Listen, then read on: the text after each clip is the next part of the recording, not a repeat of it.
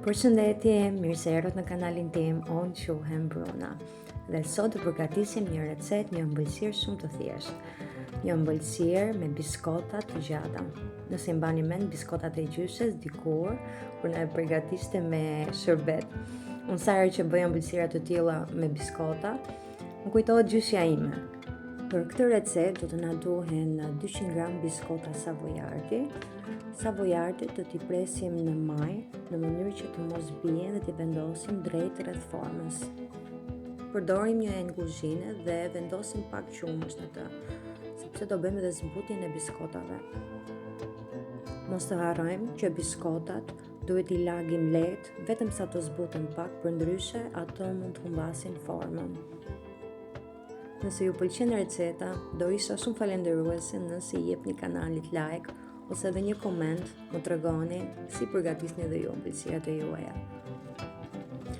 Unë këtu kam përdorur një formë të vogël dhe do t'i vendosim biskotat njëra me tjetrën në rresht në mënyrë të rregullt dhe pastaj do vendosim kremin. Kremin e përgatitur do vazhdojmë hap pas hapi.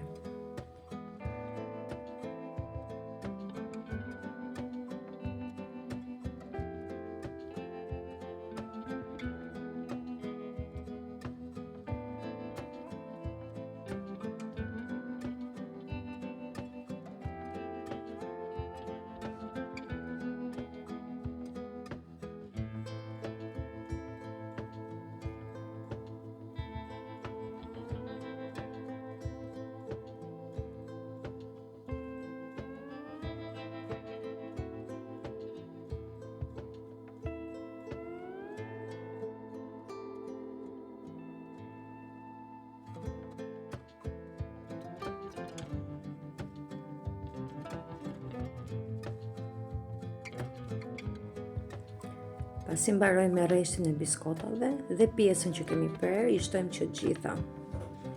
I sheshojmë pak me duar në mënyrë të rregullt.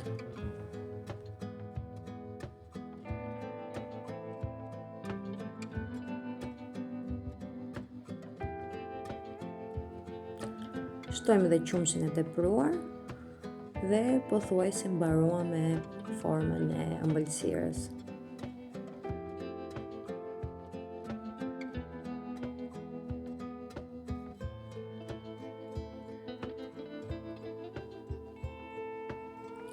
Për kremin do na duhet 200 ml qumësht pana dhe qumështin do ta rrahi mirë derisa të krijojë një masë homogjene.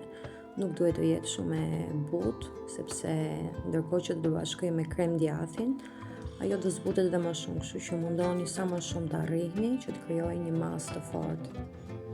Këtu unë kam përdorur krem djathi. Nuk është të thënë përdorni Philadelphia apo mascarpone, rëndësi ka të jetë krem djathi, sido që të jetë.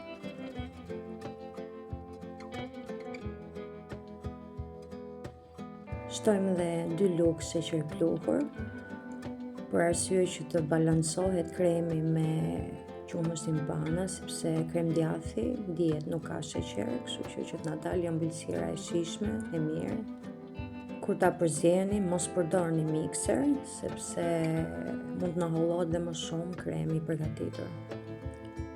Pasi të përfundojmë dhe kremin, masën e përgatitur do ta hedhim në formën me biskotat dhe do ta vendosim në frigorifer ose ngrirje për më shpejt nëse doni që ta përgatisni më shpejt ëmbëlsirën.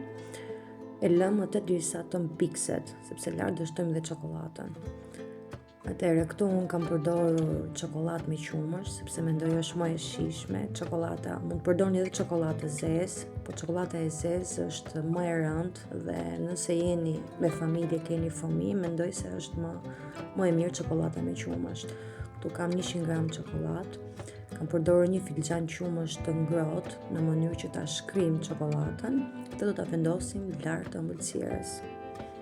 Dhe mos harroni çokoladën e shkrirë do ta vendosni lart ëmbëlsirës vetëm pasi ëmbëlsira të jetë mpiksur plotësisht. Pastaj do ta vendosim sërish ëmbëlsirën sa të mpikset dhe pak çokolada në mënyrë që të jetë gati për t'u serviruar. Atëherë miq, kjo ishte receta për sot. Shpresoj t'ju ketë pëlqyer. Ju lutem mos harroni të bëni like kanalit, koment nëse e përgatisni më tregoni si ju doli dhe abonim kanalit për gjithë ju që jeni për herë të parë. Ju faleminderit që më ndiqni dhe uroj të jeni mirë me familjet tuaja. Gjithë të mirat.